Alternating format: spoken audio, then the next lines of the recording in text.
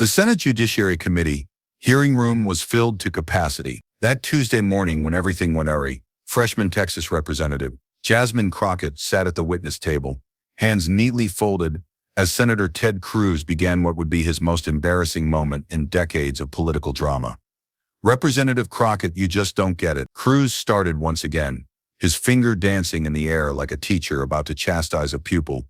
But this time, something changed in Crockett's eyes.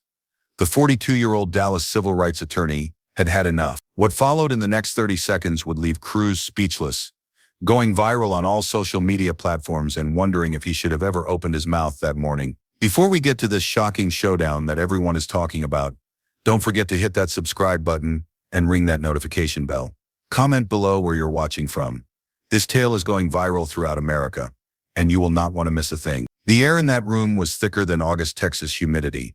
Cruz had been interrupting, mansplaining, and attempting to take over the conversation for 20 minutes.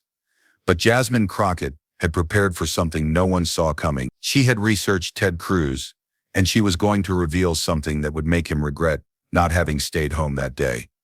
If you're wondering why this is important, you should know who these two warriors are. Jasmine Crockett is no ordinary politician. She was raised in St. Louis, went to law school paying her own way, and served for years as a public defender, battling on behalf of people who couldn't afford it. When she took her seat in Congress representing Texas's 30th congressional district, she arrived with the battle-won skills of a courtroom warrior who had battled judges, prosecutors, and hostile witnesses for more than 10 years. She arrived in Congress with a charge to give voice to the voiceless, to shake up the status quo, and to never yield to adversity. Her roots were not of privilege. She was not born political royalty. She won every battle through preparation, brains, and unwillingness to be silent. Ted Cruz, by contrast, embodies everything that establishment politics has devolved into.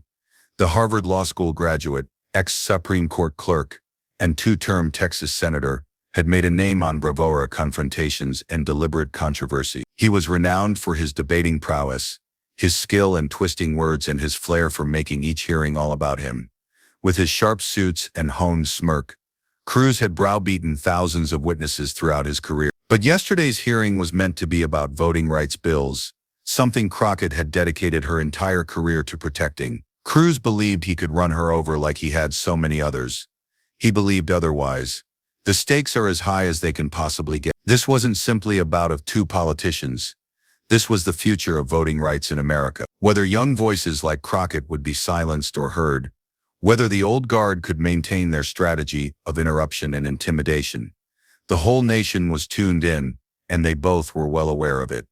Cruz had begun the hearing as usual. Swaggering in, he fiddled with his microphone, rustled his papers theatrically, and began to deliver what he apparently believed would be a simple takeover of the freshman representative. "Representative Crockett," he started with that condescending tone that was fast becoming his signature. "Your inexperience on federal bills is telling," and the room leaned forward. Committee members leaned forward. The press gallery held its collective breath. This was Cruz's opening shot, meant to set the tone early. But if you paid close attention to Crockett's face, you could notice something that Cruz did not, a half smile playing on the edges of her lips. She had been anticipating this. The very first disruption occurred only 3 minutes into Crockett's opening remark. She was discussing the historical backdrop of voting rights in Texas, when Cruz interrupted her. "That is just not true, Representative. If you had ever read the bill, Senator, I have the floor," Crockett replied calmly, her voice firm as steel. But Cruz waved his hand dismissively, caught by the C-SPAN cameras. "The issue with your generation of politicians," Cruz went on, flouting protocol, "is that you equate Twitter threads with research. The actual legislative work needs Senator Cruz." The committee chair interrupted. "Representative Crockett has the floor." Cruz leaned back in his seat with an overacted sigh, his body language radiating condescension. Crockett continued speaking, but she'd gotten only 2 sentences out when Cruz interrupted again. The second interruption was as Crockett recited specific voting numbers from Texas counties. Cruz actually laughed, not a polite tinkle, but a full-throated laugh that echoed through the chamber. "Those numbers are entirely fabricated," he announced, though he presented no evidence to refute them. Crockett's aide handed her a folder. She looked at it for a moment, then continued. As I was saying, Senator, the data in Harris County clearly demonstrates Harris County's data is tainted by partisan manipulation. Cruz interrupted for the third time.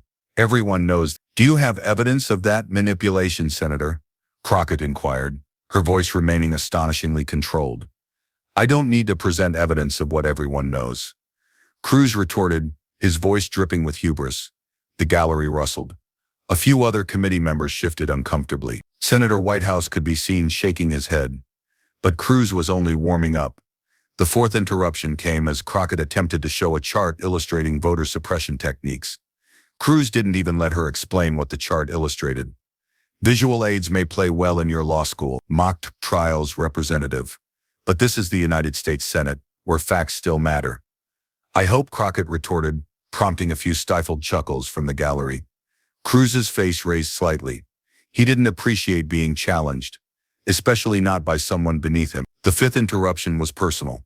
As Crockett spoke of her experience as a public defender, Cruz leaped. Yes, we're all familiar with your background defending criminals, he said, stressing the last word. But this hearing is about election integrity, not your resume. The temperature in the room seemed to drop. A few Democratic senators visibly winced. Cruz had crossed a line, and everyone knew it, but Crockett refused to take the bait. She nodded and said, now if I might proceed. But Cruz couldn't resist. The sixth interruption was the most egregious to date. As Crockett was reading from a Supreme Court decision, Cruz actually rose out of his chair. You're misreading that decision completely, he bellowed, his voice resonating off the marble walls. This is just the type of amateur hour drill. That's when Crockett put down her papers. She crossed her arms. She stared at Cruz with an expression that would be described later as surgical precision meets maternal disappointment. The room waited with bated breath. Senator Cruz, she began, her voice measured, but with a weight that caused everyone to lean in. I've been taking count. That's your sixth interruption in 12 minutes. I know you have a reputation to uphold, but I have a question for you. Cruz, surprised at her change in tactics, actually sat back down. What question? He asked, attempting to gain his composure. Crockett moved over to take a different folder, one that had been placed apart from her other document. In your 2018 Senate election, you took large donations from 3 particular PACs. Would you care to explain your acquaintance with data mine analytics to the committee? The color left Cruz's face. Data mine analytics was a name he'd not heard uttered for years. They were a data company that had been embroiled in a scandal over voter data. The article had been buried, but it seemed that Crockett had done some research. That's not germane to Cruz began. But Crockett plowed on. Or maybe you'd rather hear about the $23 million of dark money used to pay for attack ads against your opponent. Money traced back to the very voter suppression groups you insist don't exist. The room was utterly silent.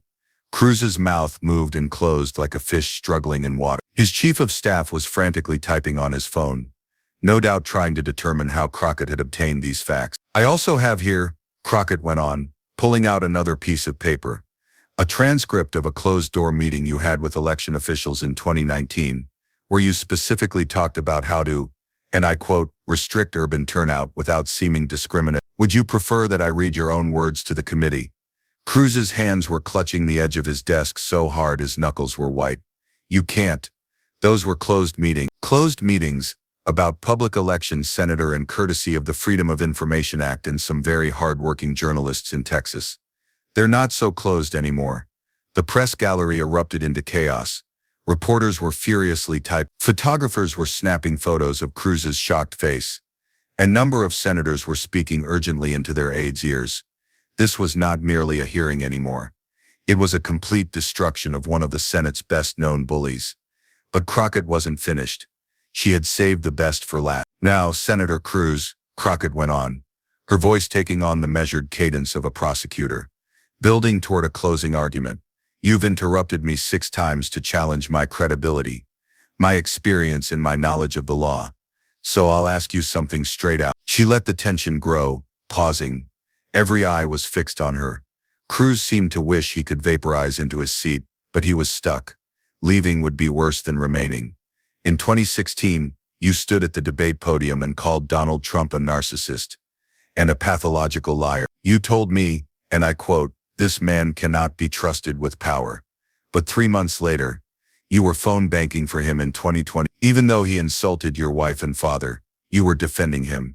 So my question is this, Senator, if you can't stand up to a bully who attacked your own family, why should anyone believe you'll stand up for their voting rights? The room exploded. Gasps, murmurings, and even some barely repressed laughter filled the chamber. Cruz's complexion had turned from white to fiery red. His hands trembled. He attempted to break in once more. The seventh try, but Crockett held up her hand. I'm not done, Senator. You've had your 6 interruptions. This is number 7. You're trying. And as you seem to enjoy numbers, let me provide some more. She snapped open another folder, with the flair of a car salesman showing off a royal flush. 7. That is the number of times you voted against voting rights bills during the last 3 years. 7 times you put party over people. 7 times you could have broadened democracy. And 7 times you chose to suppress it instead. Cruz attempted to say something more, but his voice cracked. The great Harvard debater, the Princeton champion, was being taken apart piece by a freshman representative he had derided as an amateur. But the most compelling figure, Senator Crockett went on, now imbued in her voice with the moral indignation of someone who had righteousness on their side. 0. That's how many times you've actually gone to the polling places in minority districts that you say are playing square. 0 times you've waited in those 4-hour lines. 0 times you've watched elderly voters denied their right to vote due to technicalities of paperwork. 0. She rose, uncoiling her papers with practiced calm. The dynamic in the room had changed utterly. She was no longer the witness. She was now the interrogator. You inquired about my experience, Senator Cruz. So let me speak about experience.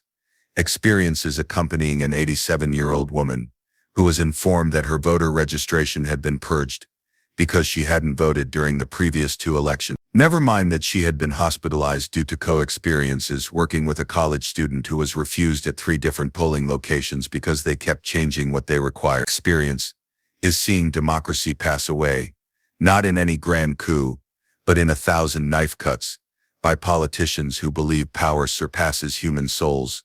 The chair of the committee, Senator Durbin, had not even attempted to reestablish order like all others. He was also spellbound by what was happening, and it was not a mere demolition. It was a masterclass in preparation. Meeting opportunity. Crockett drew out her phone and held it up to the committee. Senator Cruz, while you were interrupting me, this video has been streaming live. More than 2 million are watching at the moment. They're witnessing what happens when someone shows up armed with facts to meet someone who only has bluster. They're witnessing what happens when truth meets power. She turned to Cruz, face on. You believed you could intimidate me the way you've intimidated so many others. You believed your interruptions would leave me stumbling. But here's what you didn't expect. I'm not here to play politician games. I'm here to do the people's work. And the people are sick of politicians like you, who believe volume can substitute for veracity. Cruz finally spoke up, and it was pitiful, bordering on pleading. This is trick character assassination. You can't come in here in character assassination. Crockett cut him off for the first time, and the irony did not escape anyone. Senator, I am merely reading from public documents and your own testimony.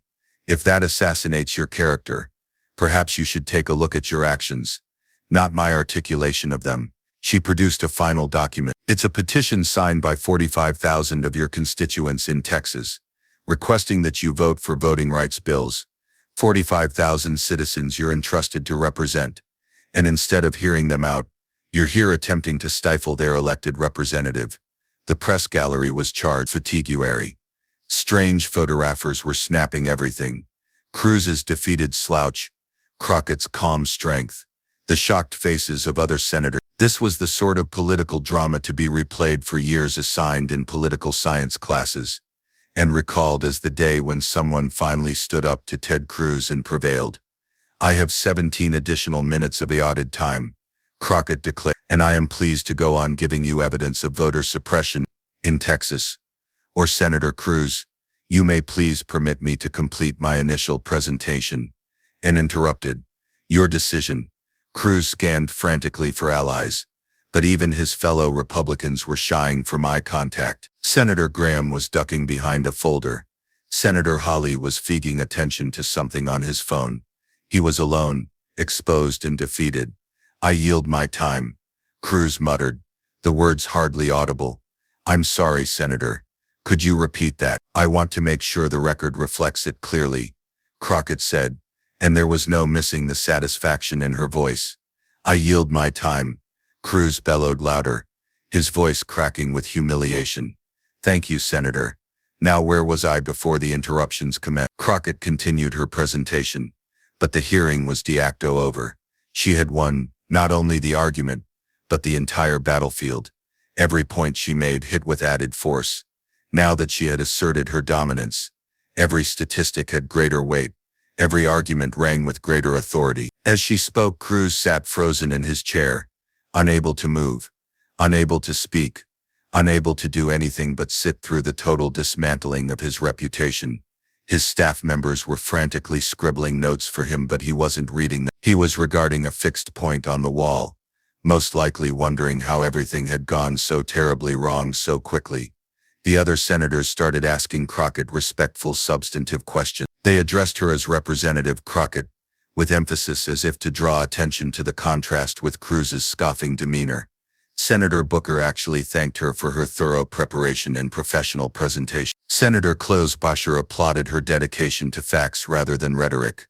Each compliment was another stab to Cruz, who had to sit through listening to his colleagues, essentially rebuking him through their applause of Crockett. The hearing that was to be his stage had become his public humiliation. When Crockett finished speaking, she did something that would be the most shared moment of the whole hearing.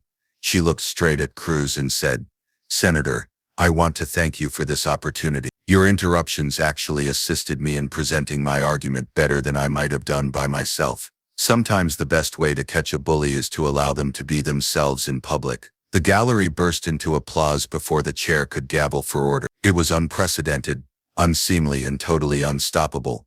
Folks were on their feet clapping, not only for Crockett, but for the concept that someone had finally spoken up that millions of others had been thinking.